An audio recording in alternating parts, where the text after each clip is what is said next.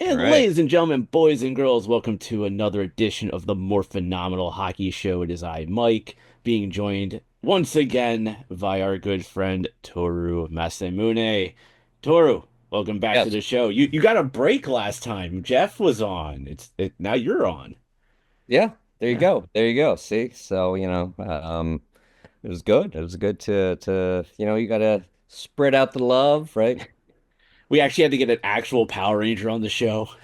Yeah. Yeah. Yeah. Exactly. So, but but but but at the same time, while Jeff and I are recording, you're being the king of musicals at the same time too. I am. I'm a song. Well, I'm a song and dance man now. So, we could talk a little about being a supervillain, but you know what? I'd rather talk about hitting those high notes. But anyway, yeah. Yeah. No, I just did a first ever after all these decades of acting. I didn't go to conservatory. So consequently, I got away through life, and I was not a theater geek in high school, so I got through life without ever doing a musical. I love music. I can play a little bit, but I've never sang, and it's actually kind of a generational thing because my family are all scientists, whatever. But Musman is just haven't sung. It's like a generational thing. So I've sort of broke the seal, and someone asked me to do a musical, and I got through it, man. I mean, my yeah, I got through it. So my goal was to escape detection. I knew I wouldn't say, "Oh, this guy's amazing. He should be the next hot thing on Broadway." And I really loved it. I love it. I do love to sing. I just shouldn't be doing On the it in front stage of a doing paying it. audience. Um, so, so, um, so and my job was, and I think I succeeded. I think I succeeded. Is they would watch and they would just say, everybody would just, oh yeah, they're all musical theater guys. Those are all the folks we knew in high school that were in the musical and in college that were, you know, theater majors and blah blah. Where I'm hitting all the notes and I sound good, and no one would notice that. No, this is like I'm so freaking far out of my comfort zone. It's not even funny. And there are a couple things, a couple notes I just wasn't hitting, and I did not hit them till showtime. I'd never done them on stage, and worked with some coaches. Got coached up by one of my opera singer friends, and they gave me all the things, and I hit it. I hit it. And as I was saying, they're not like, you know, crazy notes, but they're things that they'd say, "Oh, yeah, that's how that you sound like a singer." And no, like I don't think anybody thought it was. They thought it was just a normal another day at work for me. So anyway, I think I succeeded. So I'm now a song and dance man. So Yeah, well, if you go on tour and you're out here in the DC area, you gotta let me know. Gotta let me know. I will. I will. But Lincoln but Center, man.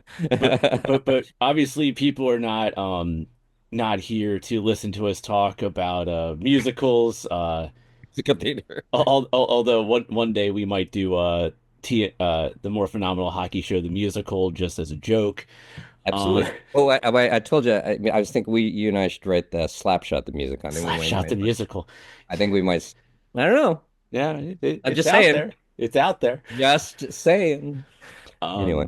But yeah, so we're gonna start off with your Oilers, who just won in overtime against the San Jose Sharks. Oh. I know before we started recording, you were stressing. You were definitely stressing. Um, Stressing, I would say I'd gone past stress and I'd gone into full depression and I thought this is so typical of everything. I'm about to go on and do the podcast with Mike, and the Oilers are going to freaking lose to the Sharks. And there's sort of the assumption that that they were just going to tie it up. I mean, and this is very similar to the Boston game. You could argue it's identical, right? Almost, right? I Possibly, just know that possibly. Boston went up 2-0. But anyway, close enough.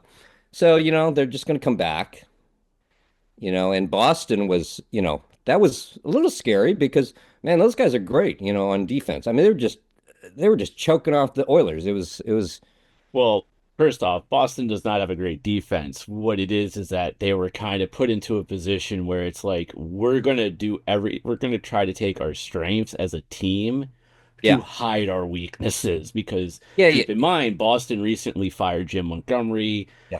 made Joe Sacco the interim head coach. Jim Montgomery then went over to St. Louis is now their head coach, which I feel bad for Drew Bannister because Bannister, came in mid-season last season as an interim. Yep. Then this Yep. was supposed to be his first full season as a head coach, and then he's gone. It's like, man, that kind of stinks for him a little bit. But so No, no, yeah, I agree with you. No, I agree with you. They've had problems and all that. I didn't expect that, but that night, I don't know. They just kept five guys up. Like, I don't know. yeah, They did really well. And I just thought, wow, they're not like, in other words, the difference was they weren't getting chances. So when you say, okay, how do we get a score and they win? Sandwich say was like, oh my God, the whole time was it 36 to 26 to 10. I don't know, whatever the shot total was, but it's yeah. ridiculous. And they were missing open nets and everything like that. Well, But anyway, especially frustrating because to start the month of December, the Capitals played the Sharks yeah, out here, and we lost 2-1 in overtime. I remember I was And thinking and about that. and I was like, well, first off, it's like this is a game the Capitals should have won, but the Sharks just played a really tight game. Yep. But at the same time, the Capitals didn't really take control like they can do. Like, Yeah. like in a way like last night when the Capitals played who did we play last night as I'm blank? Oh, Carolina.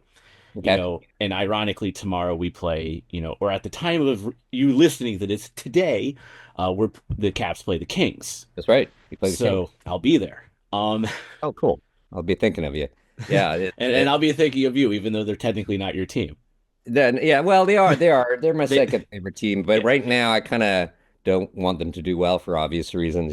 So And let's talk about that because after today's win for the Edmonton Oilers, they're now 20-11-2 with 42 points. They are okay. 1 point back from the Los Angeles Kings, Wow. who are in second place of the Pacific Division. Right now, LA, 33 games played as well, is 19-9-5 with 43 points. And as I pull up my other one, which is the scores, Kings the didn't play today, right? the Kings actually lost in overtime today to Oh, Nashville. that's that 1 point. That's where that Yep. one pick. That's where Oh, that 1 point comes in. So the yeah. Kings lost in overtime. And fun fact, out so far today, because three NHL games and the lone PWHL game, and we'll get to that one in a little bit. So far, four games have been played between PWHL and NHL. Three of the four were uh went to overtime. When you say the WHL, Nashville beat Los Angeles 3-2 in overtime. The Oilers beat the Sharks 3-2 in overtime. oh, The okay, gotcha. Oh, I see. the Calgary Flames defeated the Chicago Blackhawks 6-4, Okay, and in the PWHL, the Montreal Victory defeated the Toronto Scepters 4-3 in overtime. that all happened today. That is so far today at the time of this recording. Unbelievable. Now, I should note six games just started as we started recording. So as of right now, Boston is hosting Buffalo, Toronto is hosting the Islanders, Montreal is hosting Detroit in original six action, which is always awesome to see. Yeah. New Jersey is hosting Pittsburgh, Philadelphia is hosting Columbus, and Winnipeg is hosting Minnesota right now as we are recording this episode. And then, of course, later tonight as we record, or after we'll probably be done recording at this point, but Vancouver will be hosting Ottawa and Vegas will be hosting Seattle. Nice. So, but going back here to the standings, and obviously I just mentioned Vegas. They host the Seattle Kraken tonight. Yeah. They are 21-8-3 with 45 points. Obviously, they're first in the Pacific, and it should be noted that below the Oilers at number 4, it is the Calgary Flames at 16-11-7 with 39 points. So granted, they are 3 points behind the Oilers. They're still in the mix. That's crazy. Same with Vancouver, who is 16-10-6 with 38 points. Yeah. Yep.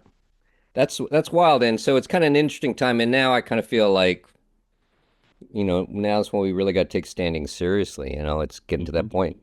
And, It's and and that big point when we start really taking the standing seriously is usually right around Thanksgiving.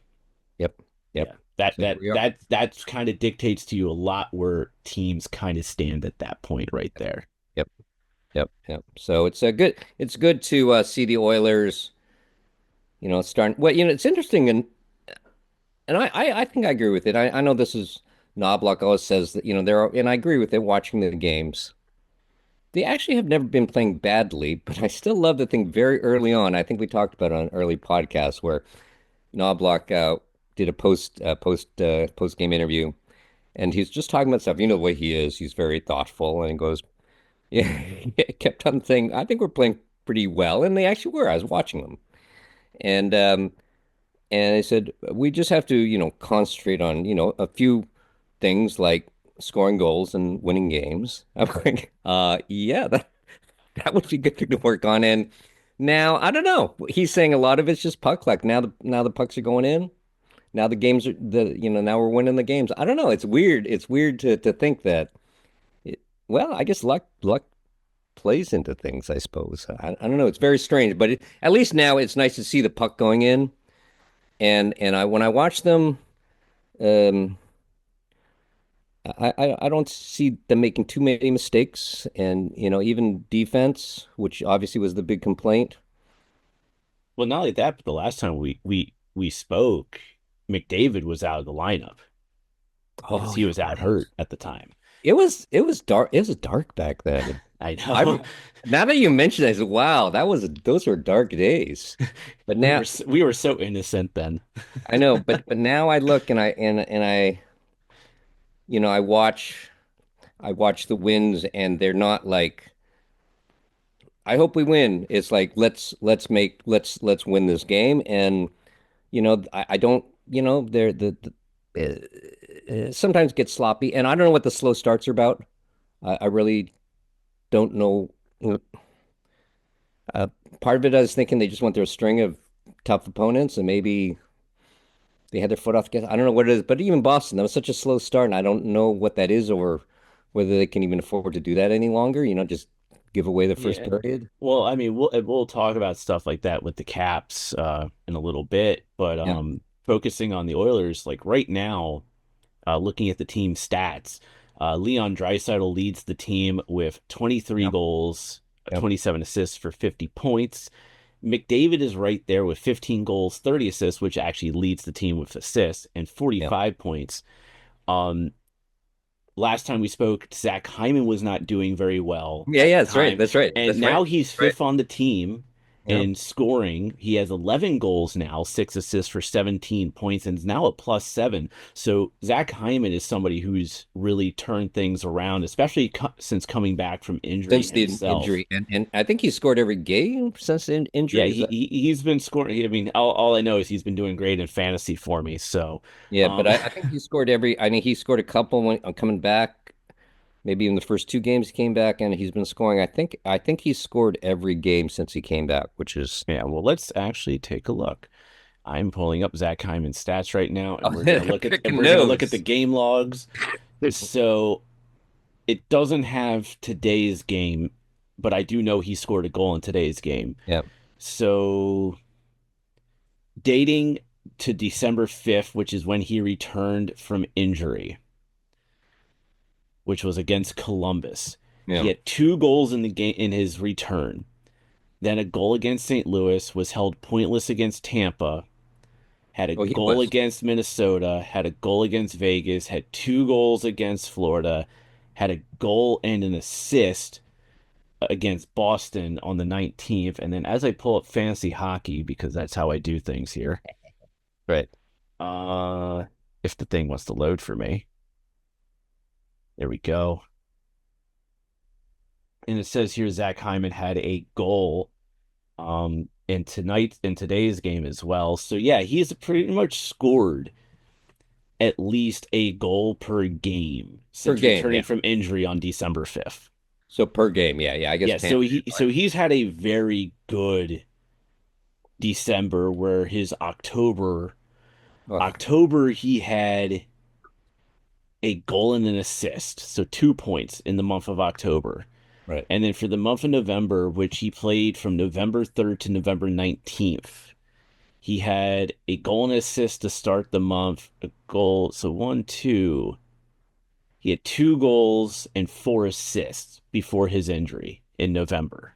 Mm, amazing. So, And now Zach he's got Hyman is that, definitely a player who has turned it around, and which now he's is got that nose thing too, which is pretty funny. which he's in the bubble. He's Yeah. wearing the bubble, and it's Yeah. actually kind of hilarious because we have that with Tom Wilson right now. But That's right. again, That's right. yeah, we'll talk about the Caps a little Yeah, we'll later. talk about the Caps. Yeah.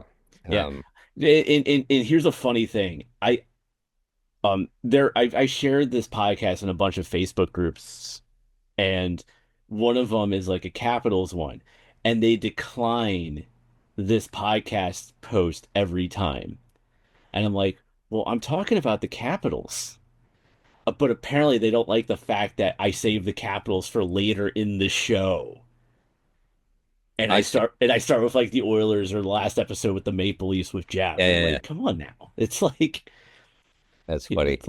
it's not just about the Caps. This is a hockey podcast.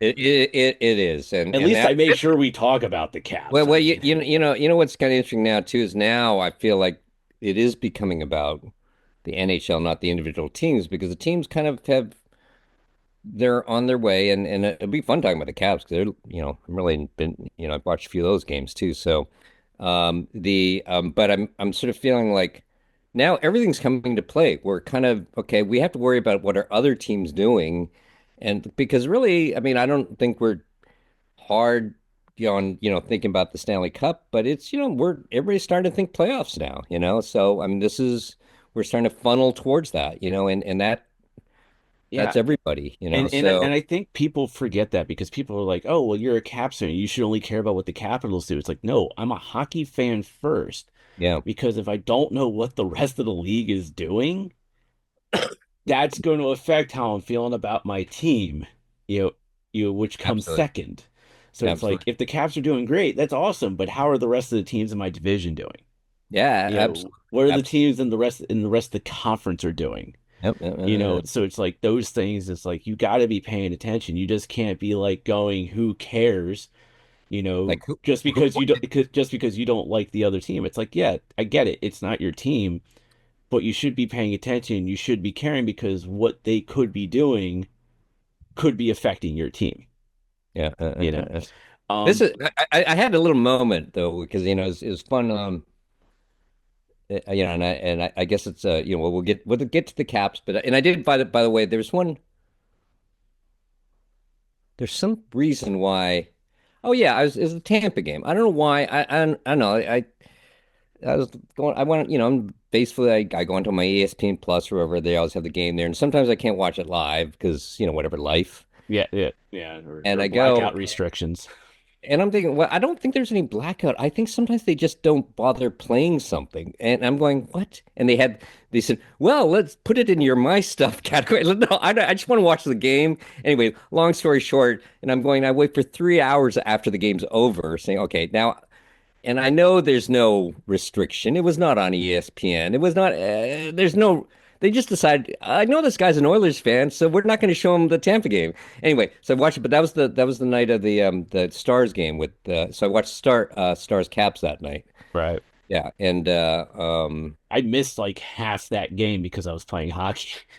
oh really? Okay, Yeah, yeah. okay. So Mondays are always tough for me I mean because, that was because in I play Dallas hockey. So anyway, right? That was in Dallas anyway, right? yeah, yeah, yeah. The Yeah, the yeah, yeah. Caps So did the Caps started this week with a back-to-back in Dallas and Chicago, and then they played last night at home against Carolina. And now they play tomorrow against Los and Angeles at and, home. and I had a fun and I remember later, because beginning of the year, I think you just focus on your team beginning of the year. I because you want to, I think that's normal. And then you start noticing it. And of course, because of you, I do check in, Ovechkin. Ovechkin. Can't speak today. Here, wait, We'll wait. get. Everyone, we are going to work with Toru real All right, let's quick. work on it, please, please. Oh, Oh, Vetch, Beck, Vetch, Vetch, Vetch, like Vetch, like Vetch, Ovechkin, like Vetch, Kin, Ovechkin. All right, thank you. Ovechkin. There we go. I So know if you you're get used to me just saying Ovi all the time. Yeah, I know, right? But there are reasons to check in, and it'll be fun talking about that later. But one thing I did notice is fun. So I just so I had beginning of the year is more like, oh, let me check in on the Caps and see how they're doing. And it was so cool to see them up on the top there, right?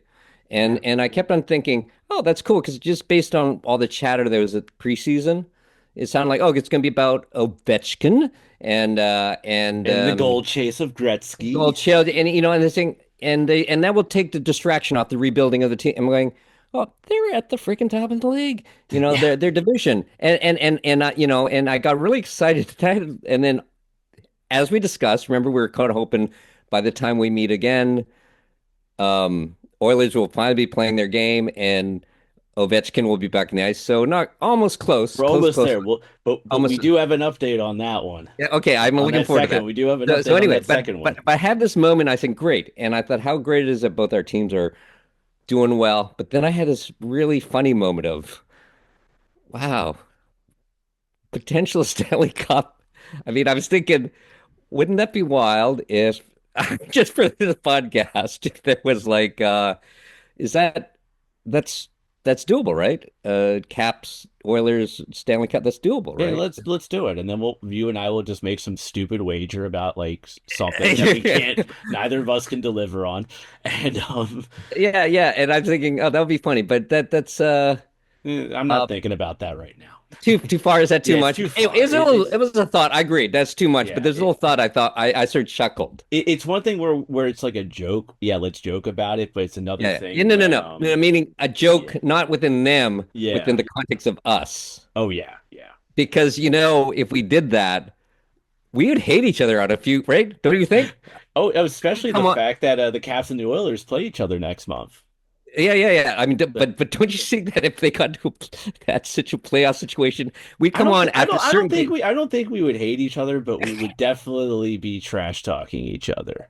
Yeah, yeah, yeah. But I mean, Um, it's funny. Sometimes I don't know. I just kind of find it hard to keep my sense of humor during playoffs. Sometimes I don't know about you. I yeah, just can't. I you'll find out what I'm like during the playoffs because I'm just All kind right, of all right. like, I'm looking forward to it. I'm looking forward to it. But But real anyway, quick, let's do a yeah, little wrap up yeah, on the Oilers to wrap up the month of December and yes, the calendar year of 2024. The Oilers play the Ottawa Senators on October 22nd, and then they go into their holiday break.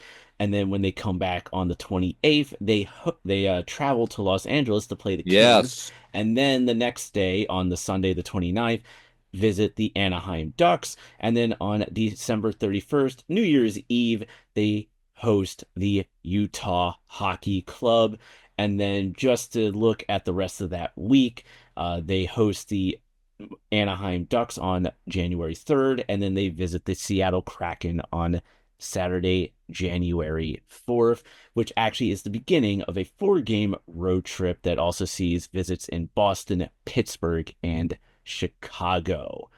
nice, Um, so I'm actually going to pause it there no, actually, let me go one more week. I'm going to go one more week on purpose on this one. very good. Um, and then starting on the 13th, they host the Los Angeles Kings and then go on a 3-game road trip that takes them to Minnesota, Colorado, and Vancouver. And I'm pausing it there on purpose Okay. because the next team that they play on the schedule gives us time to joke around. But Yes. but that is what the Oilers schedule looks like essentially for the Nice. next like month. Yeah. Um from like now until January 18th.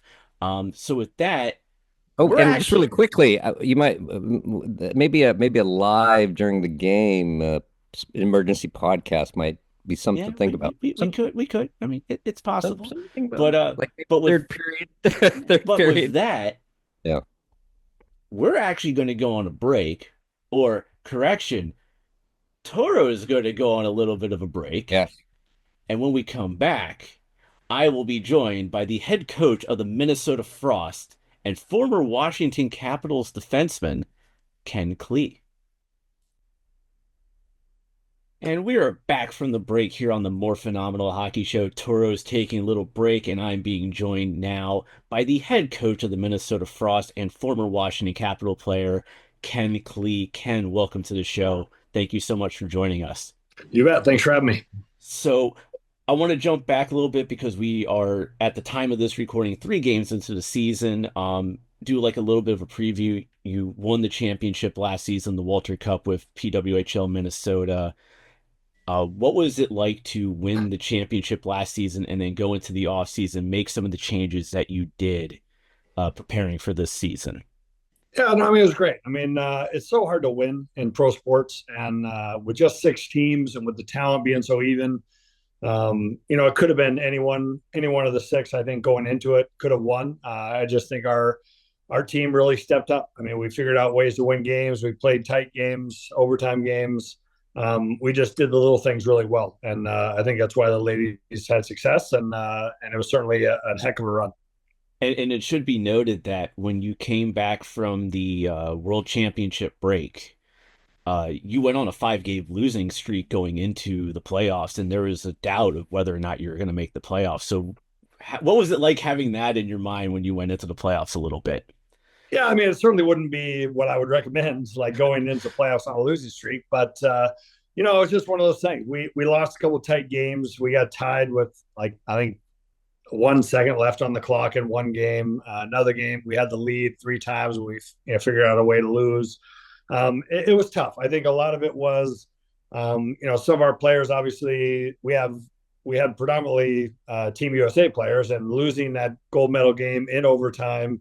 It's a long 3 weeks for those players. So when they put everything, all their heart and soul into it, all the stress of it, the tournament, 3 weeks, and then to come up short, I definitely think, we went right on a road trip as soon as that was done. So basically, they never got to go home and kind of recharge and reset. We were just right into road games right away. So it was difficult, but again, that kind of I think that adversity, once we did get into playoffs and got kind of that good feeling, I think it overall helped us just that we knew that, we could play with anybody. We could figure out ways to win games. We could do the little things well. And obviously that's, our goaltending was outstanding. We ended up using both goaltenders. They each won 1 round each. And, just top to bottom, I thought our group just really bonded together and played great. Now, going into that off season, there were some changes. You got a new general manager. Um, you did a little bit of change with some of the personnel on the roster. Uh, how would you like to or would you like to explain how some of that came about, especially with a general manager change, and like what maybe some of the philosophy became for the Frost going from winning the championship going into this upcoming this season now? Well, I think it was just we knew we needed to continue to get better. We knew, the first year of the league, all the teams were super close, but we knew with the drafted players coming in, the league was only going to get better, and I think we did that. I think we improved. We added. I think every one of our draft picks, I think, ended up making the roster, which is pretty amazing. And it's not a knock on the players that were here, but that's just the way pro sports work. If you're not trying to get better, you're gonna have a hard time. I think every team that's been able to win a championship, if they don't have that mindset of we need to be even better next year, it's going to be tough for them. So I think that was kind of our philosophy this summer was, okay, we got to figure out ways to get better, and it started with the draft, and then obviously we went on to training camp, and now we're into the season. And again, just because we've played well so far, we know it's a long season, and we need to continue to improve, and that's kind of what we're working on now. And with that said, you've played 3 games so far this season. You're 2 wins, 0 losses, 1 overtime loss. So you lead the league right now with 7 standing points. But it's really close right now because you do have the New York Sirens and the Montreal Victory 2 points behind, Ottawa Charge 3 points behind, which when you come back from this little break, you actually are going to be taking on the Ottawa Charge on December 19th. So with you taking this week-long break, or in a way almost like a week and a half long break, what are you thinking going into as you prepare for the Ottawa Charge, knowing that they're starting to kind of get their game going a little bit? Yeah, I mean the break is mandatory for everybody because it's an international break. So, but we're getting some great practice. I mean, we're getting 4 days of practice this week, and then we'll have another. Give the team the weekend off to kind of recharge their batteries a little bit, and basically we're trying to break the season down into segments. I mean, our first segment was those first 3 games, and now Our next segment will be 2 games, and then again we have a Christmas break, and then we have a pretty good stretch where I think we have 9 games in January, so it's going to be a lot of hockey. So we definitely want to, just trying to get points every night that we can. We know, like I said, it's very difficult to win in our league, and you got to get points, every night that you can, because you're going to have an off night here and there, but you're just trying to rack up as many as you can. And obviously, last year, us winning games early, helped get us into the playoffs, because obviously we did have a little stumble near the end, and luckily we had enough points where even the teams chasing us, just we managed to still get in, and obviously it worked out well. Yeah, and then as you mentioned, you're going to go into a Christmas break. You do play one other game, which is Sunday, December 22nd, against the New York Sirens, who you lost to in your home opener in overtime 4-3. So a little added motivation right there, probably for the team going, hey, we're going into their barn now. Let's take the W from them. Yeah, definitely. I mean, I loved our, to be honest with you, I liked the way we played our first game. It might have been, we played really well. I mean, our chances, our end zone time, everything, they just capitalized on the chances they had. And, we got to kind of tip our hat to them that, Fillier and Alex Carpenter is a world-class player. And those two made two or three amazing plays, and that ended up winning them the game. So, but we still got a point out of it, which was good. I mean, we were trailing in the third period and tied it up, and then obviously in overtime, Alex made a heck of a shot. But yeah, I mean, like I said, it's us about, people are trying to ask me if we have like big rivalries. I think every game's a rivalry because there's only 6 teams. So, and all these players know each other. They've played against each other, with each other. When you look at the top 120 players in the world, it's a pretty small group. And then when that's basically what our league is made up of. So, like I said, it's going to be tough, but we know it, and we're just preparing for every game. Like we're out there trying to collect points and do our thing. And when you come back from the Christmas break, you actually do have a 4-game homestand. When you see that, how critical is that? And then I also want to touch on how has it been working with the Minnesota Wild, who obviously you share that arena with? Yeah, well, I mean, it's exciting. I think for us to get a chance in front of our home fans is great. We draw excellent at the XL Energy Center, and our fans here in Minnesota, they really support the team. The turnout's been great. I know last year we were over 10,000, I think, multiple times. We had I think 8,500 for our opener, which it's a Vikings game day. The Wild had already played Friday, Saturday. This is Sunday, so it's a lot of hockey, but it's good. And as far as the Wild, I mean, they're great. They're obviously we're blessed to be able to play in the same arena that they play in, and they treat us really well there. So it's a really nice setup for us. We share a practice facility with them. We share a game facility with them, and we're certainly pleased and also thankful that they're willing to kind of share their space with us. And all the arena people are fantastic. The guys that help manage the ice at both places are fantastic. So it really works out well. Yeah, and I have to say, I've been to XL Energy Center. Unfortunately, last season I was not able to get to a game because when I made my convention appearance, it was before the season had even started. But my friend John, who does live out there, him and his wife are season ticket holders to the Frost, and they always tell me how much fun they have at the games. So, wanna Great. and so I do get some feedback, from some people out there in Minnesota, and you know we talked about the hockey, we talked about, the team so far. One thing we haven't touched on is obviously last season you're PWHL Minnesota, now you're the Minnesota Frost. How do you think that rebranding, I guess you can say, is coming across to the fans in Minnesota?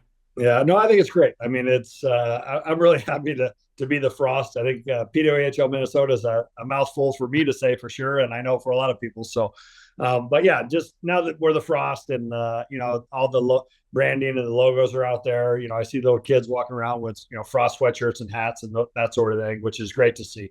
So, we're really excited. I think it's great for all the teams, to be honest with you, that they do have a name and a logo now. I just think that really helps show everybody that it is a professional league, and that they want to get behind their team, and it's really exciting.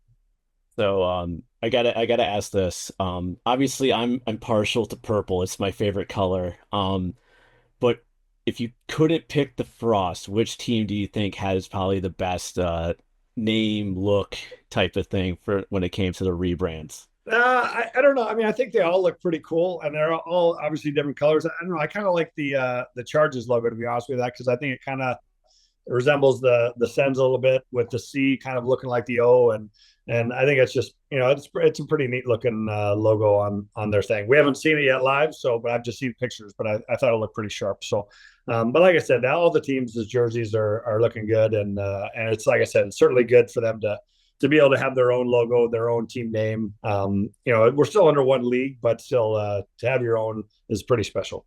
And I have to admit, seeing what the goalies have done with the branding now, with their goalie pads, their masks, like they've really, like the NHL, it feels like everyone just kind of follows the same formula, but the women in the PWHL have like taken it like three levels higher with what they've done with their goalie gear. Yeah, goalies So love the gear, that's for sure. I mean, some of the looks are really nice. I like what the Scepters goalies have done with theirs, and the Sirens Yeah, goalies have done with theirs, like especially like you have to do like city lines and sure. skylines and stuff like that. And then actually I think I could say this now because it's been announced, but when we met at the Capitals home opener, you had mentioned the PWHL takeover tour Yeah, about three no, it's pretty exciting. towns. I obviously didn't say anything to anybody because it's like, Sure. okay, it's under wraps. Um, why don't you talk about that a little bit and tell, how did it come about or how did you get involved? And then, what are your thoughts on some of the towns that you're going to be going to with the Frost? Yeah, well, I think it's exciting. I think I think girls and women's hockey across the country is really on the uptick, and it's exciting to watch. Fans love it. I'm really super excited that we get to play a game in Denver, which is my hometown. So, and I've had a ton of people reach out there that are super excited that we're coming. They're going to get to watch a PWHL real game and see how great the players are, how exciting the game is. I think it's good. I think it's exciting to be able to kind of get out there. I remember we used to do neutral site games like in the NHL and for cities that didn't have teams in that. And I think it really just, I think the league has already, they've already kind of said that they're looking at expanding, and so I think it's exciting to go to. I know last year they had big crowds in Detroit and a game in Pittsburgh, but now to do, I think we each have three, so there might be 16 total throughout the league. But Yeah, so um, right here you have Ball Arena on January 12th, where Minnesota is hosting Montreal. yeah, Then you have March 7th at the Lenovo Center in Raleigh, North Carolina, where you're right, hosting the Charge. And then you will be in Detroit at Little Caesars Arena on March 16th, where you're the road team against New York. sure, yeah. So So I those are mean, your for three. us, three pretty great, great cities. I know some of the I think Seattle has a game. I think Vancouver has a game. Edmonton. So Ottawa, they already played. I think in I forget what it's called now. It might be Scotiabank, where the Sens play, and so yeah, it's just pretty cool to be able to get in some different towns, and I just think really show those people how great the product is live and how exciting it is, and just to kind of fill the arena. It's really a neat thing. Yeah, I'm actually looking at March 7th. Obviously, I'm based here in Maryland. Yeah, And the Lenovo Center in Raleigh, North Carolina is about maybe a 4 hour drive from where I live. So I'm gonna see what I can do about going to that one in awesome. March. So, but Ken, this was great having you here. I bet you Turo right now he's got questions for me going like, okay, I need to know more about the PWHL. So I want to thank you for your time here and Absolutely. anything you want to say to everyone before I let you go. No, I just appreciate everyone's support. I think the ladies have a great product. It's a great game. It's an honor for me to be a part of, and I'm certainly excited to see everyone there to be able to watch them. All right. Thank you so much, and we'll be right back from the break. Hmm. And we are back from the break. Once again, we want to thank the head coach of the Minnesota Frost, Ken Klee, for joining the show. Toru, Yeah. what do you think about that interview? And I know for you, you're not as aware of the PWHL because one, you don't have a team out there in California. Right. But what were your thoughts on the interview? And Wow. honestly, what questions do you got? Oh, I get tons. I mean, no, it's very cool. Yeah, geez, where I start. Very cool interview, by the way, and that was really funny. One thing that it really struck me was that the whole original six concept. You know what I mean? I thought, wow, this is like the original six. teams, right? So that was kind of neat. I and it just I just started realizing when you have these smaller leagues or these these young leagues, it's a different thing because these as he's saying that those are the 120 best players in the world and they all know each other, and I'm thinking that's got to be a whole different vibe, in terms of what it means, or maybe what's at stake emotionally and everything like that. So anyway, I thought it was great, but it's so I know you guys were you're referring to the team names now. What are the teams again? PWHL, and again, forgive my ignorance. I feel very ignorant asking some of these questions, but So the original six teams right now are Minnesota Frost, yeah, New York Sirens, Montreal Victory, right, Boston Fleet, right, Ottawa Charge, Toronto Scepters. okay, okay. Um, that's pretty amazing, and so there are a lot of them. And Yes, and they note kind and note and Ken and I talked about this in the interview. Last season, they were just PWHL Minnesota, PWHL New York. They didn't have team oh, names until really? this Yeah, And so that was this the first season's the season first. last season. Yeah, That was the so that's this season's the first season with all these actual names for the cities. like a real league. Yeah, Yeah, and so now they're it looks like they're talking about developing their fan base. because they have brands now. So it's Yeah, like, and so now they got jerseys. I mean, I'm very psyched to check all this stuff out. Very intrigued. What were you referring to with the goalie gear? Because I want to know what is next level oh, goalie gear. What's that all oh about? man. So I'll have to send you pictures, but like what the ladies are doing, man. It's I know the goalies for the Toronto Sirens, they have like almost like the city skyline of New York City on their leg pads, and like the way they Wow. have it on their gloves as well. And Wow. um yeah, so it's like it's just like the overall designs and optics of like what they've done for their pads to kind of pay homage to the cities that they're in. Like for the Toronto Scepters, like the goalie, one of the goalies has like the scepter literally running up the side of their leg pads. It's true though. Like NHL, it's I mean they're cool stuff, but it's usually just an extension of their jersey or something. Usually, right? Yeah, and not only that, but like when you see a lot of the goalies in the NHL, like you'll see like 10 goalies wearing the same style leg pads, but just the colors being in their The team colors are colors. different, and Yeah. Whereas like if you like one goalie who really does stand out, honestly, is like Charlie Lindgren of the Capitals because he has a leg pad setup that you don't see around the rest of the NHL. okay, So like it's little things like that. Like sometimes we may only see like some really nice looking pads when it comes to like alternate jerseys or right. Alternate just the outdoor games and stuff like that. So when you think about what great real estate, right? For having art. bets. Yeah, I mean that's just like begging for it. So that's I mean, it is also like when you look at goalie pads, back in like say the 90s and the 2000s, like you instantly think of like Olaf Kolzig when he had like the pads and it had the star in the middle and everything. It's like you yep, don't yep, yep. see that stuff much anymore Yeah, with that's the so cool. NHL, but the women do it. And like I remember with the NWHL slash PHF, Amanda Levier, Yeah, when she was with with the Minnesota Whitecaps, like she had like fish on her leg pads, and like I think she even had a set that had like loonies, like the ducks or something nice. like that on them. Yeah. And I'm like, dude, those are so cool. Those are amazing pads. And so that's what I was referring to when I was talking about that because like I can't wait yeah, to check it out. yeah. So, I'll send you a bunch of pictures okay. and stuff like that. But um, while we're talking about PWHL, there was a game we had mentioned it earlier. The Montreal Victory defeated the Toronto Scepters 4-3 in overtime. So with that, the standings stand right now. Ottawa and Toronto have both played 5 games. Everyone else has played 4 thus far.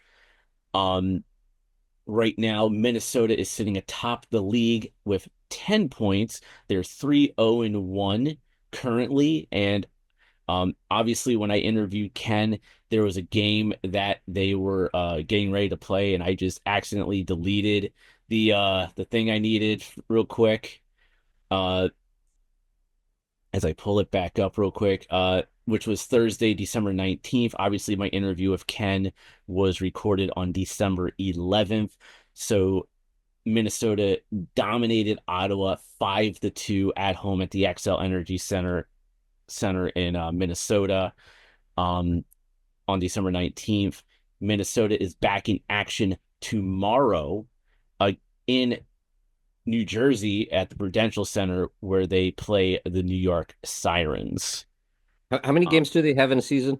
I believe it's 30 games. 30 games, and It's a then 30 yeah, it's a 30 game season. and there's playoffs for. Yeah, and then there's playoffs, yeah. Is there a One of the playoff interesting of like things six about the teams? Is playoffs, everybody in the playoffs, or how does that no, work? it's the top four. So it's top Oh, four, oh, and then the number one seed actually decides which team they want to face in the first round, which then dictates the other uh playoff series. is it Best of three, I believe. best of three? Best Okay. best I think it's everyone I apologize if I don't remember this fully. It's either best of three for the semis, or it's just best of five all the way through. I think it Okay. might be best of five all the way through. Cool. Sorry, it's been a while since I've had to think about playoffs. Oh, I know, right?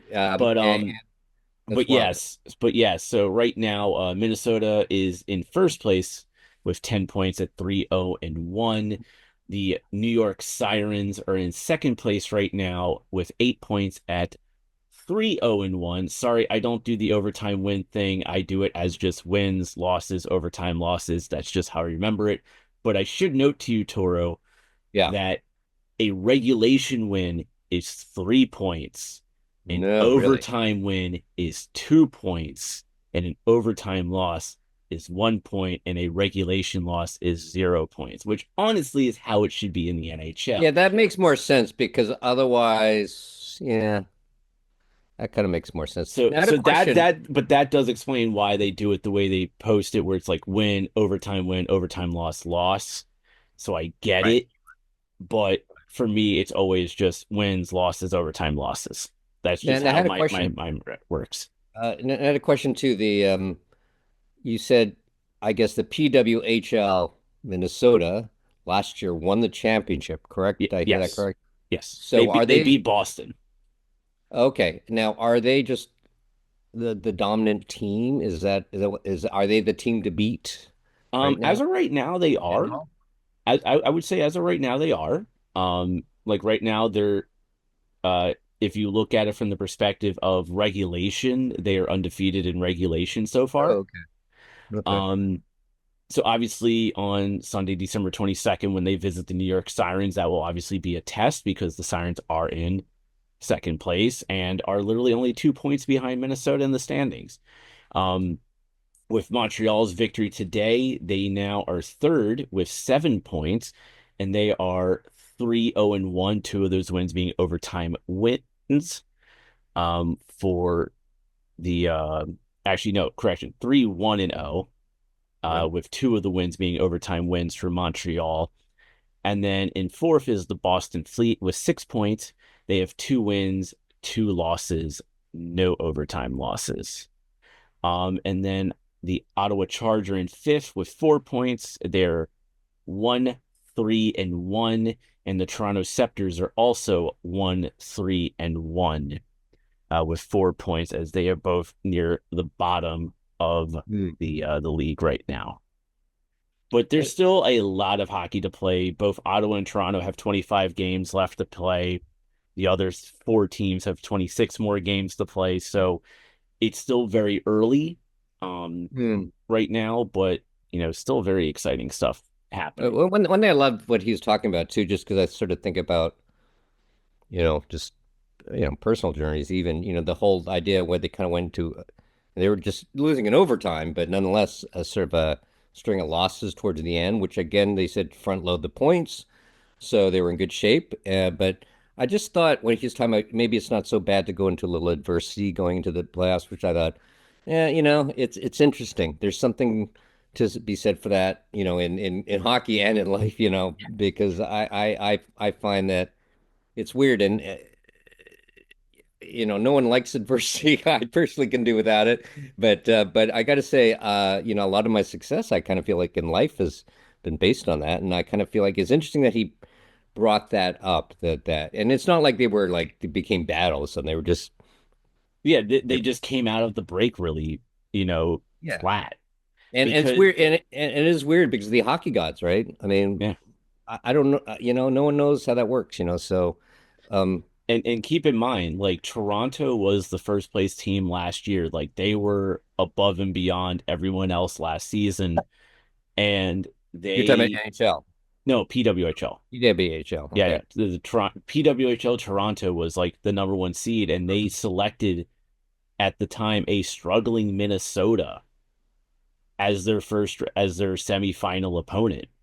Okay. And and Minnesota got in because Ottawa beat I think beat Boston or something like that. Like I forget what it was. They like Ottawa did something to give Minnesota the opportunity to go to the playoffs, and it was literally out of pure luck. Yep. And it came back to bite Toronto. No, no, okay, so it's best of five throughout. Just survive. Okay. Yeah. Toronto won the first two games, and then Minnesota came in and won the next three games to do the reverse sweep on Toronto. Yeah, it's crazy the dynamics. There's actually something later in the segment I'll have to talk about, just sort of how sort of how life imitates hockey, the hockey playoffs. I'll have to talk about that, but it's really interesting how all these bizarre dynamics and sometimes just being the better team doesn't guarantee anything. It's so bizarre Yeah. and yeah, it's a combination of everything, right? But it was really great hearing it, and I've one thing I thought was interesting too. You're talking about the goalies because obviously playing beer league, I played with tons of amazing women hockey players, and I actually loved it's great. I don't know why they seem to include me to play a little better. I don't know why they somehow see me a little more than maybe some of my male counterparts don't see me in the ice. But they do pick me. They do pick out. They see I'm in the right position. You know what I mean? And I don't know if my my male counterpart said, "Yeah, but you know what? He's not going to get it anyway. He's going to whiff anyway." But nonetheless, it's interesting. So I just in general, I just think it's a I wouldn't say necessarily a different style of play, but it's always kind of fun. But one thing I realized, I have never known nor played with a female goalie. In my entire life. I'm trying to think. I was trying to think about that, and I actually never ran into that. So I was wondering about that. It'd be fun to watch women's hockey, just sort of see there's always a difference in styles, I guess. And you know what? Uh, Here in the States, you can watch them on YouTube I will watch them on YouTube, and because I PWHL has their own dedicated channel. You can watch on YouTube, you can watch on PWHL.com. Actually, did I say the website right? Just to be on the safe side. yes, The the PWHL.com. You can watch on their website you there. need the, I you need know the I know a couple like when they before the international break, yeah. they had games on Twitch. I think they were experimenting. I know I a lot of heard people that on Twitch. Yeah, I I know a heard. lot of people complained about it. And I think it had more to do with the fact that the PWHL did not properly communicate that to everybody.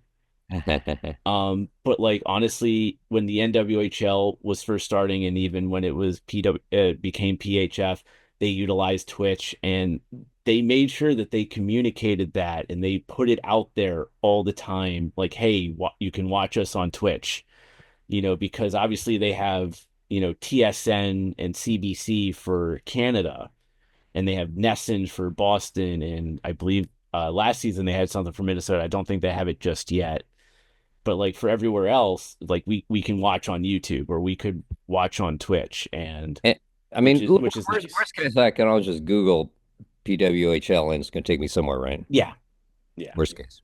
yeah. Worst case scenario. I But had a question too. Do you know how physical? I mean, I'd be really intrigued. I'm actually really looking forward to watching some games because I mean, how does that play into the? the physicality. Yeah, yeah, just So like it's interesting. So for the checking. longest time, checking was actually not allowed in women's hockey, Okay. like the physicality hitting and stuff like that. But with the formation of PWHL, they've actually have kind of loosened that up a bit. So there's a bit Yeah. more, and like here's the thing, you can like it because I've watched enough women's hockey, they can still get physical and play a physical game and not do like some of the excessive hitting that you would see in like the NHL, like some of Yeah. the cheap shots that we've seen. Right. And but they've loosened that up a little bit, so you're now starting to see a little bit more of that because they understand like, hey, board battles, it's a physical thing.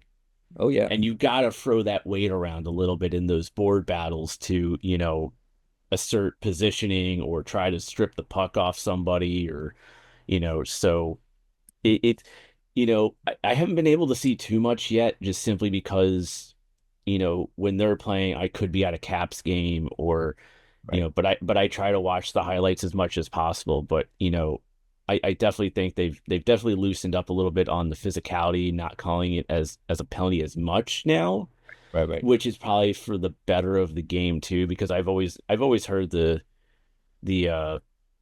they especially on the male side, like, oh well, they don't hit, so it's not real hockey. It's like, Oh no, yeah, it's yeah, no, it's still real hockey. It's yeah, just yeah. And it's not like, it's just a different style of playing the game. it's mixed where you do have a 250 pound guy slamming it, like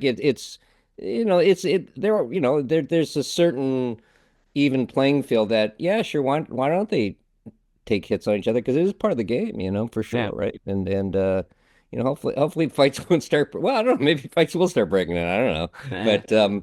But it's interesting. I'm definitely looking forward to watching it. And maybe next time we talk, I'll Yeah. hopefully have watched a few Well, games. I'll throw this out there to you. They're doing something called the PWHL Takeover Tour, and Okay. Sunday, February 16th, the Toronto Scepters play the Ottawa Charge at Rogers Place in Oh, Edmonton as okay. part of Well, if that I can make it to Takeover Tour. Edmonton, I'm here in LA, but Well, is there an we were Oilers? just Is talking there an about the Oilers? Oilers. Is We there were an talking Oilers about game around then? I mean, I could turn it into a a field back, trip. dude. So I'm gonna have to explain this in a little bit when we do like the Power Ranger Power Play segment, but No. you'll be very disappointed in me for how I planned this my upcoming trip. It's still gonna be a great trip, but I'm kind of Yeah. disappointed too, a little bit on it. But it is what it is because I misread something incorrectly, but Nice. whatever. Um, but yeah, any other questions you may have about the PWHL? No, I think it was really great to, I mean, and again, there's so much competition for our attention these days, and sometimes I sort of feel like just being a fan of any team is such a commitment to begin with, especially now that we're doing this, which I'm enjoying it now. There's a bigger level where it's okay. Well, now, it's not okay. Let me just turn on the games when it's convenient. It's sort of like, okay, let's actually follow the season. And I kind of feel like, it's been a fun thing. But that being said, maybe this is a healthy little competition for my eyeballs, is watching some of this PWHL, because I'm intrigued, man. It sounds like a blast. Yeah. I Oh mean, it yeah. totally No, sounds it like a is. blast. I've been watching women's like professional women's hockey since the NWHL started Hmm. because when they started, TXHT started.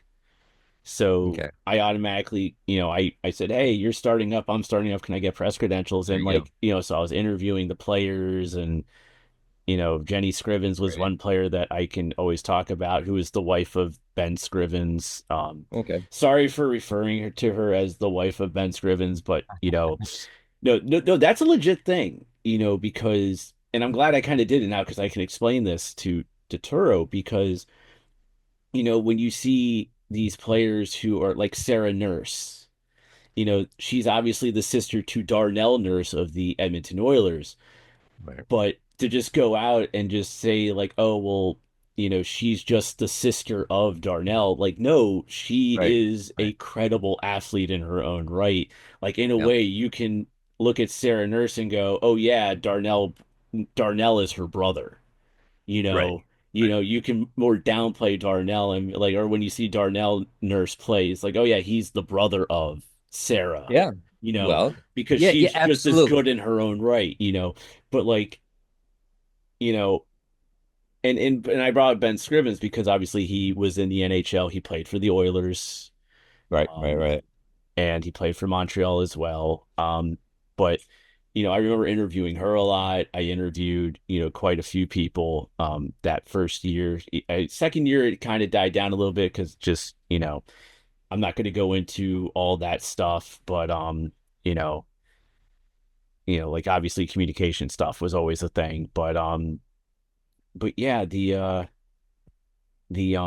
but yeah, it's just like it was always there. So it's like it was like that perfect full for me because it's like, hey, I can, so I like you're obviously watching a lot as and you're watching it grow. Yep, That's the other thing. You're watching it grow from something that is literally a kickstart up to, yep. and and NWHL/PHF was around for like 8 years, Okay, like 7, 8 years. And this is obviously the second season for PWHL. cool. So there's always going to be those growing pains and stuff like that. So Well, that's exciting though, and thanks for turning me on to it. I'm looking yeah. forward to checking it out. So, Yeah, and it's funny because Jeff lives in Toronto okay, and he didn't even know there was a team until I told him. And I was like, well, next time you're on, you better be ready to talk some Toronto Scepters. So we're going to talk all about right. it. Yeah, So yeah. I'll have to figure out who my team is. I'm well, I'm born in Wisconsin, so I know Minnesota might be a tough thing. Boston, I don't know. I'll have to figure out who my team is. I'll have to I, start following them. I, But I mean, I will say this, my first jersey will probably be Minnesota Frost just simply because purple is my favorite color. oh, nice, nice. So Maybe, it's maybe like I'll do it based on who has the coolest jersey. That's where I'll start. So, who um, has the coolest goalie gear? who has the coolest goalie pads? That's what I'm going for. That's so that will determine my first Well, favorite team at well, PWH. actually, hilariously, because I will be in Toronto next month. If I see some Scepters gear, I'm probably going to be tempted to buy some Scepters gear. I'm not Nice. going to lie. Okay. Um, Well, but I'll report next time. I'll report who I seem to be leaning towards yeah, by the next time. So sounds good. So with that, we're now going to once again thank you to Ken Klee, the head coach of the Minnesota Frost, for yes, coming on. I also want to thank Joe, the communications person for the Minnesota Frost, for helping set up, and also the patience of us trying to work the schedule to get the interview with Ken. Um, so worth it, and do anticipate hearing from hopefully other coaches. And I do know I plan on wanting to have Ken back on again, especially as we get deeper into the PWHL season. um so with that, we now shift back to the NHL. We're talking yes, Washington Capitals now. yep. Sorry, Washington Capitals Facebook page that likes to decline everything or almost everything I do because the Capitals are later in the thing for whatever stupid reason. All Um, right, like that's log the hilarious. time on this thing. We're finally talking about it like an hour into the show. I think, You can but flip it over if you want. I won't be offended if you no, want to flip it over. I don't I'm want not to. gonna do that much editing, and then next thing you know, I'm up until 3 in the morning Eastern time editing this podcast. No. Um so but the I was talking capital about the Capitals during the Oilers segment. So nah, nah, yeah. For those of you on audio, I'm waving my hands going, whatever. Whereas with for those on YouTube, they see me doing it. But going to the Caps, right now they're at the top of the Metropolitan Division with a 22-8-2 record with 46 points. Obviously, I believe I'm going to pull this up real quick over here. Right now, the New Jersey Devils are playing the Pittsburgh Penguins. The Devils are in second in the division at 21-11-3 with 45 points. And Carolina, who is off today, at the time of recording, they are 20-11-1 with 41 points in third place in the division. And actually, Pittsburgh has woken up a little bit. They've done I mean, they're a little over 500, but they are doing slightly better right now as the Penguins are now 15, 14, and 5 with 35 points. And then you have the Rangers who have fallen mightily to 16, Yeah. 15, and 1 with 33 points. And then you got the Flyers right there, 32 points at 14, 15, and 4. Columbus at 13, 15, and 5 at 31 points.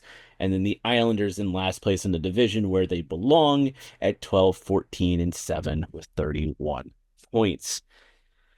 But yeah, so the Caps are top of the division. They're actually, I believe, they are second place in the league. They're first place in the conference, and they're Well, second place in the league. They're second place only to the Winnipeg Jets, who have 47 points. well, well, So just to throw all of that out there. Obviously the Caps have been doing a lot of this without Captain Alex Ovechkin, who has been out with the fractured fibula. Although Toro, I sent you a picture and it was like I think it was like the first home game yeah, after the injury, and I'm standing at I always stand at the Capitals bench for yeah. pregame warmups to shoot video of the team walking out onto the ice, take pictures, and lo and behold, right next to me is Alexander Ovechkin just standing Yeah. there. No crutches, no cast, no nothing. He's just standing there for Yep. like, just taking it in, and then he just walks back into the locker room. So it's like That's awesome. so great. But the great news about Ovechkin is that he officially yesterday, Friday, December 20th, was in a contact jersey, practice with the team. However, head coach Spencer Carberry said that he will not play before Christmas. So any thoughts of him Right. playing tomorrow against the Kings or Monday against, I believe, Boston, um, is not happening. However, we are all eyeballing Saturday, December 28th in Yes. Toronto for Hockey Night in Canada as the potential return of Alex Ovechkin to the lineup and resuming the great chase. Yes.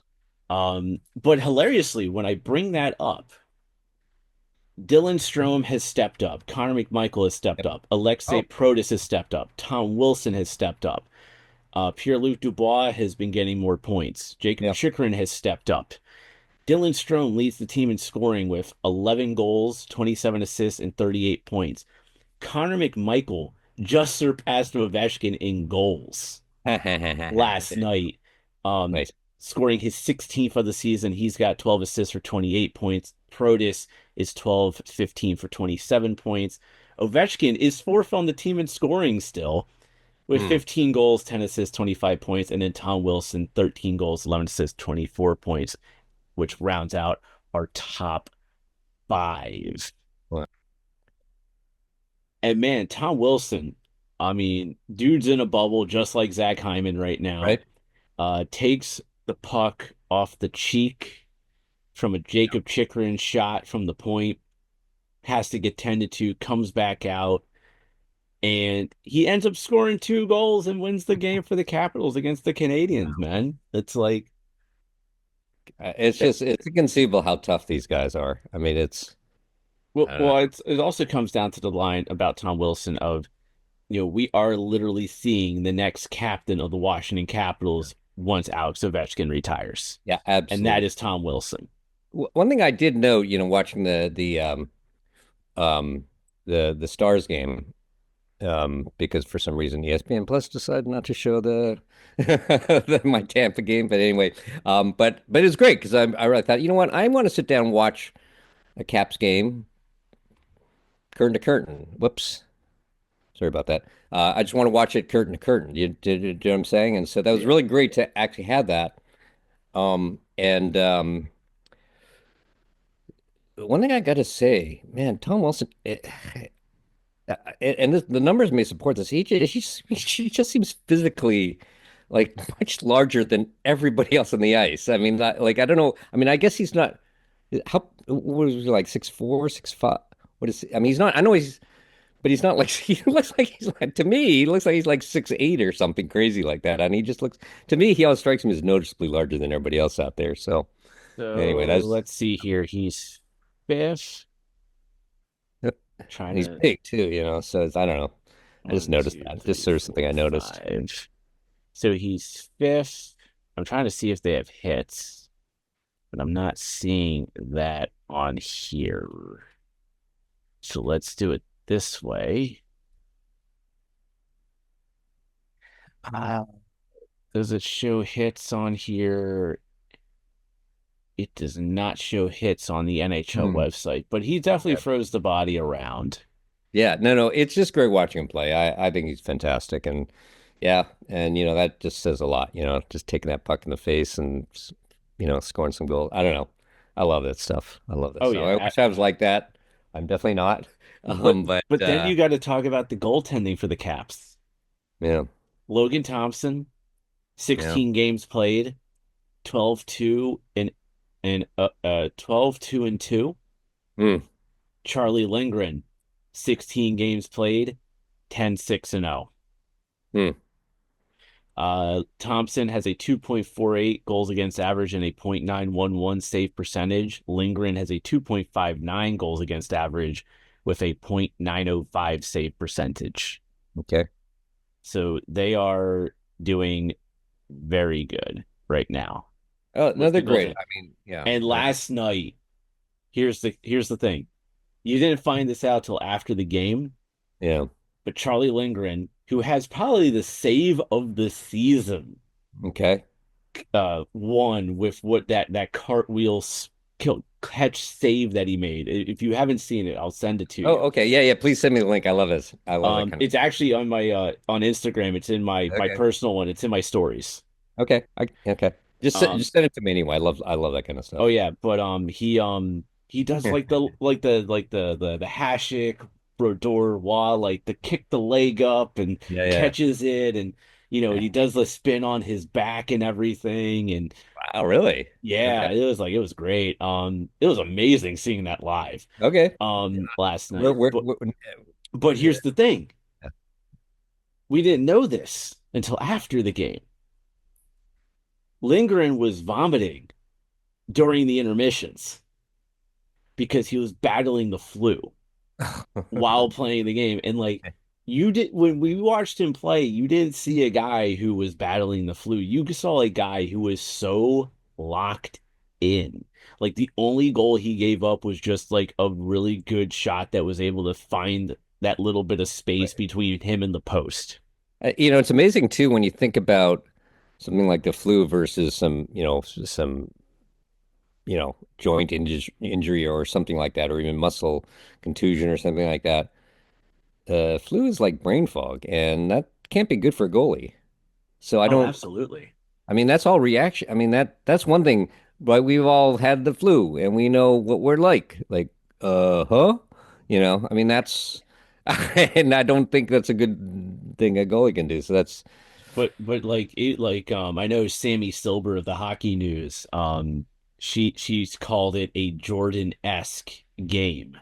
really Charlie okay. Lindgren because of everyone remembers the game where Michael Jordan played with the flu and he Yeah, just yeah, dominated the game. yeah. Like that was Charlie Lindgren last night, you know. Well, there's something about that too, is that mentality, and it's, I guess that's why we love sports, is championship mentality, is that learning it is that there's that whole thing of. Is that what I was saying earlier about the adversity, is that you just go the other way and you just make that decision to say, at least for the next 60 minutes, I'm going to be locked in. Yeah. And that's all, and whatever he's, I don't know, maybe he's vomiting again. I don't know. Well, he's obviously vomiting during the intermission, but it does, that doesn't So mean that there was that's, a there was a great moment like the Capitals after a win they'll show like the Carberry doing this like rah thing like pumping up the guys after the game like for like the wins and stuff yeah, and they obviously we've seen the things of like player of the game and stuff like that yeah, and the for the Capitals it's just like a gold like toy chain or whatever it is okay. that they hand out and I forget who had it, who got it the previous game, but he goes, Chucky, I'd probably give it to you, but I don't want to go near you right now, so we're gonna give it to this guy over here. That's funny. So, Well, and good. then like the That's guy who great. ended up getting, which was Jacob Vrana, because he scored what would be considered the game-winning goal. Yeah, He goes, Chucky, amazing game. It's like, but that's like nobody hilarious. really wanted to get, like you just see Charlie just like in the corner in the Oh, back of the locker room, just kind of just going like, for oh yeah. those of you who are listening via the audio and not watching on YouTube, I'm like just sitting in my chair in a very specific way where it's like hiding in the corner away from everybody. Oh, I would totally no. That would be me too. So yeah, that's funny. So Yeah, yeah, that was stuff. great. Good stuff.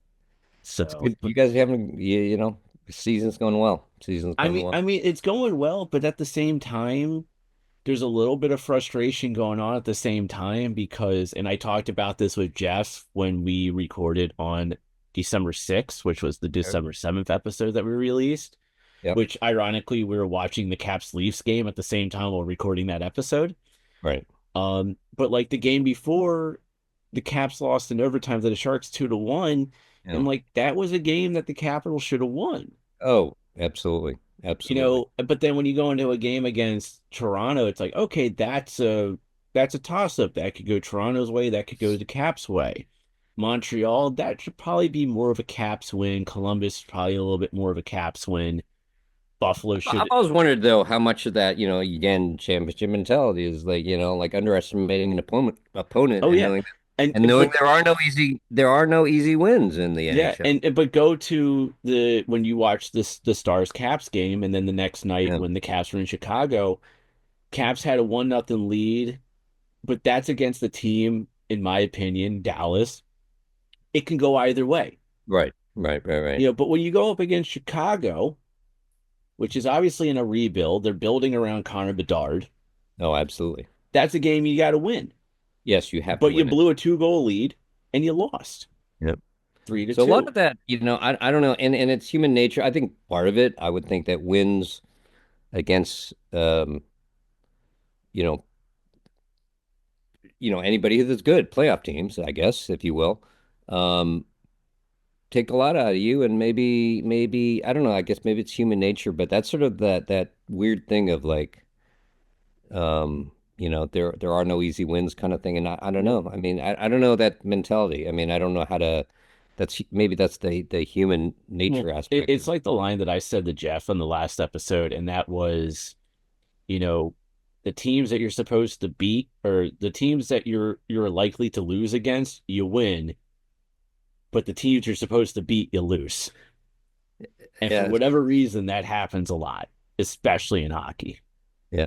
Like there are teams that you should just be beating, I you think just the know. margins are so tiny that just easing up a bit, even if it's undetectable, makes all the difference. And plus you keep forgetting how even these really bad teams, these are all NHL players. They all want to win, and sometimes you think about how much you ramp up for, whatever, any number of games. Well, guess what they're doing when they're playing you? This is like the biggest thing in their life, and It's a proving game. it's a proving game, and it's hard to, I think just in general, it's hard to beat determination if and it's not like it's not like there are any really terrible. I mean, are there any like truly terrible teams in NHL right now? I Let's mean, do it. Let's do it league wise. Right now, last place is Chicago. Chicago. Yeah, I haven't really watched them. Buffalo is at 31. Nashville's at 30. Oh, yeah, San Nashville. Jose is at 29. Anaheim's at 28. Montreal's at 27. Yeah, Montreal. Well, Detroit's at 26. And Columbus and the Islanders are at 24 and 25, well, respectively. and if I recall, the Oilers like got stomped by the Canadians, didn't they? Earlier, I I not too think long so. I ago. don't remember. Yeah. So But anyway, what I'm saying is that if you kind of stop playing the way you were playing and you aren't playing at the NHL level, you're going to lose. I kind of feel it, yeah. and it's I get it, but I don't know how to, I mean, I guess that's part of being a championship team is that you have to know that that happens and you can't let it happen. I mean, I got to say, I'm really concerned about the two slow starts with Edmonton, and I don't know. We'll see, but it's interesting. it's But interesting how that to all works. wrap up the month of December in the calendar year of 2024 for the Capitals take on the Los Angeles Kings. Yep. Um, Yep. they I'm gonna take be on watching that game. they take on the Kings at 5 o'clock Eastern time This is at you'll be at there. Capital One Arena. Yeah, I'll be at the Okay. game, All right. and that's on Sunday, December 22nd. I'll tune in on And that then game if I and then can. on the Okay. 23rd, they go up to Boston to play the Bruins. Then they go into the holiday break, and then on December 28th, which is next Saturday, Yep. they take on the Toronto Maple Leafs for Hockey Night in Canada, and that is the anticipated return of Alex Ovechkin. And then the next night in Detroit, the Capitals take on the Red Wings. That's also a 5 o'clock game on a Sunday. Yep. And then on New Year's Eve at 12:30 p.m. Eastern time, that's 9:30 your time in the morning, the Capitals host the Boston Bruins. And of course, I'll be at that game as well.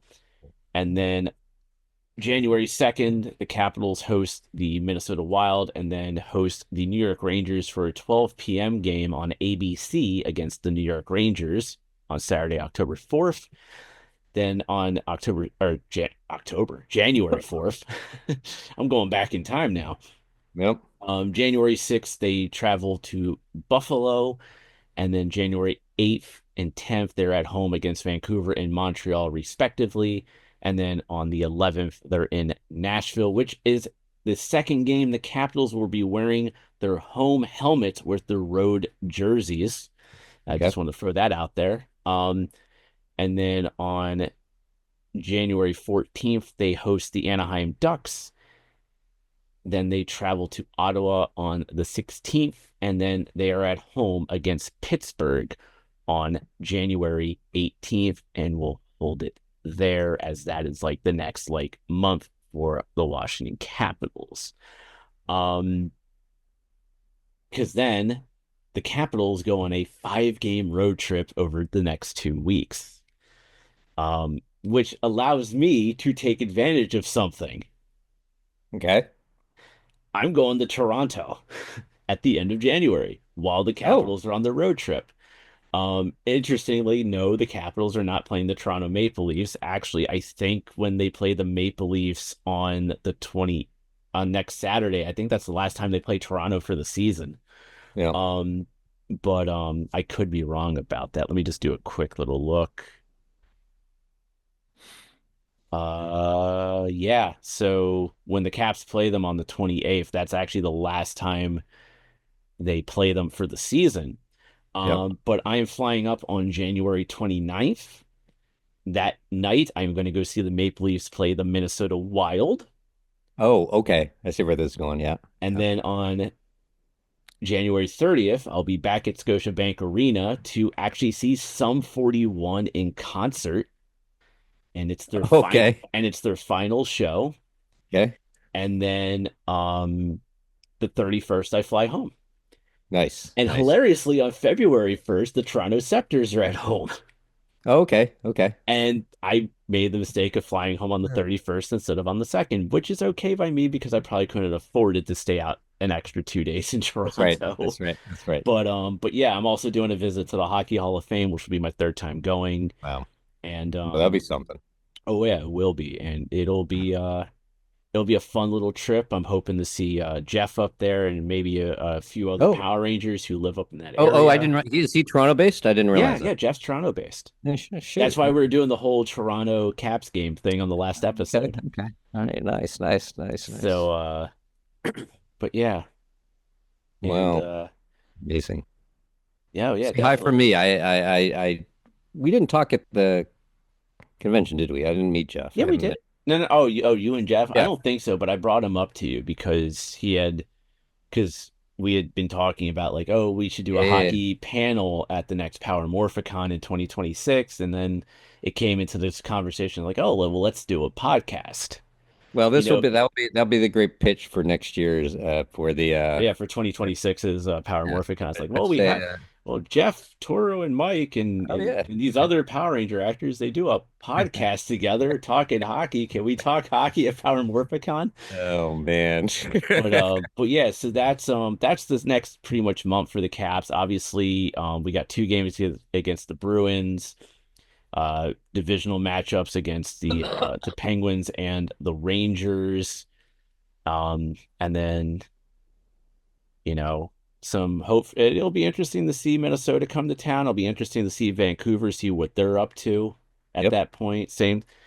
So like you got a couple games where you got some questions like what type of teams could we be seeing when we face them in the next month, and what will the Capitals do? And Yep. especially the biggest hope is that Ovechkin returns and plays the way he was at the time of getting injured. Because if you remember, Ovechkin had a hat trick the night before Oh, in yeah, Vegas and then was on pace for having another hat trick that night against Utah because he had 2 goals up until the point of the injury. yeah. I anticipate some pretty cool stuff going on. I think he's one of these. Uh, I don't know. I'm pretty optimistic. That's going to be a pretty exciting return. I'm anticipating that. So Oh yeah, I'm excited for it. I hope he comes back and soon and he starts scoring goals, and right now he's at 868. yep, He yep. is 27 So goals away from passing Wayne Gretzky. amazing, amazing. He can do it. And then I think he's like Especially with especially with a deep playoff run, right? and then I think he's 32 goals away from reaching Right. 900. So And like that's the one you're also well, kind of the three I'm wanting him to do is pass Gretzky, get 900, and get 50. right, 50 right. is a little iffy now because he's missed like 14 Yeah. games, and then actually it'll be like 16. Hold on, let's see here. He's missed. Oh, don't do that. Stop it. Let's see here. He's missed 1, 2, 3, 4, 5, 6, 7, 8, 9, 10, 11, 12, 13, 14, 15. So he'll have, if he returns next Saturday against Toronto, he'll have missed 16 games. Okay. So getting 50 or getting 250, getting those additional 35 goals. Yes, 35 goals will be a little tough I with think. the remainder of the schedule, but I have faith in Ovi. Yeah. But I definitely think Gretzky and 900 is doable still, Yeah. I think despite it seems missing so. 16 games. But 50, I really want him to get that so he can take sole possession of first place in that. But that's a little iffy because of obviously the time missed due to the injury. Right. And it should be noted, this is the most amount of time Ovechkin has ever missed in his career. Oh, I didn't realize that. Wow. He like the most he's ever missed, I think, was like 6 games. Oh, okay. So there's quite a bit longer. Yeah, like Okay. definitely a Yeah, bit it's longer. funny because I never thought of him as someone who was ever out. So that was kind of it was sort of unusual. So that makes sense. Yep. That's So with that, that's the Capitals. cool. Turo or Toru, my bad. I just was got so excited I mispronounced your name. It's time for the Power Ranger Power Play. Oh yeah. Real quick, let's talk about your beer league. How are things going there? Well, playoff game this Sunday. Uh-oh, So tomorrow. yeah, tomorrow night, and and we all know, special teams assignments is critical, right? I mean, that's kind of how you win games, especially playoff games. So the captain's made a, important executive decision on where to place me. So the special teams. So I am the one on drink duty that night. So that's my You're on drink duty. I'm on drink duty. I am the one that have been selected for drink duty that night. So I'm kind of really planning it out right now. I'm thinking, maybe half white Gatorade and green, and then Modelo has kind of been my go-to. But we'll play around different combinations. So I'm kind of working on that right now. So but yeah, it should be really exciting. I mean, it's weird because well, you know what I think is interesting. Um, I had a little moment. This is sort of a throwback to the whole. And I know you guys do not want to hear about my musical anymore, but they had a little moment where because there's this one note. And that's a real challenge for me, man, doing this thing. But there's one note I had been working on. I told you finally during the performance, I hit these right. These and the couple of entrances, really complicated entrances, which is whatever. Because if you miss those, you miss up everything, right? So anyway, I hit those and I hit them and I got through that whole first half and I hit everything. It was great. I felt like $1 million. I said, all right, great. This is a great show. And then the last verse, I forget spaced out on one verse. I said sang half of it, but I spaced out in the almost at the very, very end. It was fine. But I kept on thinking of that whole thing of you got to play the whole all to the end of the first half, that classic. And I kept on thinking of the Lake Placid, the Miracle, when the Russians just stopped playing with like 10 seconds left. And then that they scored I think it was a tying goal then. But I kept on thinking that great moment of like, yeah, you got to play right to the buzzer, and which Yeah. I didn't do. So, so I thought that was kind of an interesting sort of, you know, playoff mentality. And anyway, kind of getting back to hockey is I kept on thinking, uh, I felt a little under the weather after it took a lot out of me doing that show. And now I realize though that playoff hockey's a little different, right? You got to skate harder. I mean, there's no. I mean, you shouldn't be phoning it in anyway. But I thought, it'll be that thing of like, you know what? I might be a little slow, but I can't. I can't be slow, and I have to sort of say, okay, for the next 60 minutes, I'm going to be a hockey player, and it's an interesting thing how where you have to put your mind. Yeah. So I'm looking forward to that, and that's um we'll see. We'll see. I mean, I think it'd be a lot of fun. So I'm looking. So what wish us luck. It's and then the championship would not be till next January. I think it's till after the break. But yeah, just looking forward to like a hard 60 minutes, and it's and hard to win in hockey, right? Oh yeah. Oh yeah. Definitely hard to win Hard to in win in hockey. hockey. I don't care what level you're at. You know, you get the occasional easy win, but I don't know. I just consider I so rarely see it happen. Like teams never seem like totally mismatched. It's so weird. Or even if they are a little mismatched, the score doesn't necessarily reflect it. You know what I mean? So it's interesting. So anyway, but that's what's going on with the Beer league. Bombers. Yeah, so wish us luck, and yeah, I think that's the key is I got to sort of think, all right, well, um, it doesn't matter, I've been kind of like under the weather this week, but doesn't really matter. Well, geez, uh, probably Lundgren, right? That's a good story, right? Charlie Lindgren just like said, Lundgren, "Here, yeah, hold my beer." yeah, exactly. So I have I think I might take that story to heart. That I got no excuses, and I just got to skate my heart out for every time I'm on the ice. So anyway, but Yeah. it'll be fun. I'll let you know. I guess I probably won't see you. Yeah, Well, we'll we'll see. talk in January. We'll talk, but I'll certainly text you and let you know how we do. Oh yeah. So it's yeah, Yeah. it's fun. Well, But yeah, playoff, nothing like it, right? Playoff hockey, nothing like it, right? oh yeah, exactly. I don't know what it's like because I'm not in any leagues down here where I live. The only time I ever get to experience that is when I go up to Brantford, Ontario to play in the Walter Gretzky.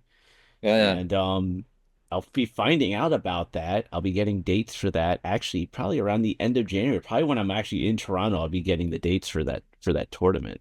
Nice. So I'll obviously keep you updated on that. But yeah, um, I'm actually going to use this moment to gripe about something. Okay. Dear Capital One Arena, first off, Ted Leonsis, owner of the Caps, congratulations on getting your funding for the transformation of Capital One Arena for the next 3 years. Oh, cool. Um, can you do me a favor and all the other fans a favor? Can you get better reception for our freaking phones, please? Interesting. So as you've seen me post, I post like the Yeah. walkout video, the Caps walking out Yeah, on yeah, the yeah. ice during pregame Totally. warmups. Well, I haven't been able to do it until I actually get on Metro to go home Really. because the reception in Capital Arena is so bad. Like sending text messages is a challenge. Even text messages. Wow. Yes. So, Ted, babe, my dude, please, what's this transformation? Make it so I could use my damn phone and post social media. Do it. Do it. And for those of you who are just listening, I am shaking my phone at the camera because Yes. I want to post during the game, not Right. have my hey, back at the office tweet or Facebook post or Instagram post, and then have it going out like randomly during like the second period or the third period. Right. Right. Right. I Right. want the walkout video to go out before the game freaking starts. Right. Right. Right. Right. Exactly. Well, I feel like I think he's gonna. I think you've been heard. You've put it out there, It and is in the universe. yeah, the universe. It operates in very mysterious ways, and I believe that you put it out there. Oh, well, the funny thing is I just got a season ticket holder survey recently. Hmm. And I literally just went in about that. It's like you gotta work on the like everything. I've been happy about everything. Fix Right. this one stupid thing. I'm trying to Or think. it says the arena is powered by Verizon 5G. I have Right. Right. Right. Verizon on my phone and I call BS on that. I'm trying to think. I'm trying to think of crypto. I'm trying to think if I have trouble having reception there. I So mean, in other words, I'm wondering if it's like an arena thing. I don't know, but the funny thing is that I actually sit right in front of the press box. Right. Right. And I literally have the Washington Capitals scratches sitting behind me. I can literally, from where I sit, turn around like this and Yeah. go, "Oh, there's Sonny Milano and Dylan McElrath and Alexander Alexiev and whoever else may be up there, depending on the thing." So I could literally just like turn around and go, "Oh, hey, there they are." But yeah, so Well, hopefully you can get that. Yeah, that is a drag. I mean, yeah, it is. It's like you're that's trying to that's communicate with people and you're trying to, in my case, be a content creator and yeah. post the content that I'm creating. It's really hard. It's Yeah. very aggravating from the content maker's perspective. But Well, with that, Toru, we are running out of time. yes, we So are. with that, where can the people find you on social media, good sir? Mine. It's always at toromasamune.com, full name, and and I'll keep you updated on happenings. Hopefully I'll probably start doing shows again. I think there are a couple of shows, conventions, I guess, if you guys are convention people. There are a few on the books. Right off the top of my head, I should have been better prepared. I know there's WonderCon in Anaheim coming up. There are a few coming up, so but usually the Instagram's a good place to figure out where I'm going to be. And and now that my song and now that I'm a song and dance man, and I might, well, plus we got to start working on that Slapshot the musical. I'm feeling Let it. me finish my docu series, and then that's the next Yeah, project we yeah. work on. I think Um, this is where it all starts, and so yeah, pretty soon that thing's going to be on the road before we know it. So yeah. So anyway, yeah, yeah, but that's the best. I'd say probably Instagram's the best. Yeah, yeah. at tormuscly.com. All right. And for the record, there is no .com in his Or no, no, handle. yeah, yeah. Thanks for catching at Tohoru Masamune. Yeah, Yeah. So with and then of course for me, you can find me at the Lindenbaum 75 on all of social media. And then of course TXHThockey.com. Check out the documentary So Close, the story of the 1997-98 Washington Capitals. Currently right now chapter 6 is out and then soon chapter 7 will be out. And man, that means I'm at the halfway point of my docu-series. nice. Wow, Nice. I can't believe it. But yeah, Oh, so but really quickly, by the way, I know that was I was misspoke, but I do have a website, torumasamune.com. So, yeah, you know. there you go. But yeah, check out that, and then also check out the sister podcast, which is Voices from the Grid, which is where myself, along with Ben Taylor, Brian Massey, and Sasha Kaplan, take a kid show way too seriously as we talk about the TV show Power Rangers. We are currently releasing our Turbo season, and we are Nice. currently recording our In Space season. So, that comes out every Wednesday at 12 p.m. Eastern on TXHThockey.com. It's also up on the X75 Productions YouTube page as a podcast, and I believe it's on Spotify. I think, I don't know. I don't deal with the RSS stuff on the for the show. Mm. I just Mhm. do the website side and the actual episode editing. So with that, that has been today's episode. Toru, thank you so much for being back on. And as Thanks for having always, me. until next time, we will see you at the rink.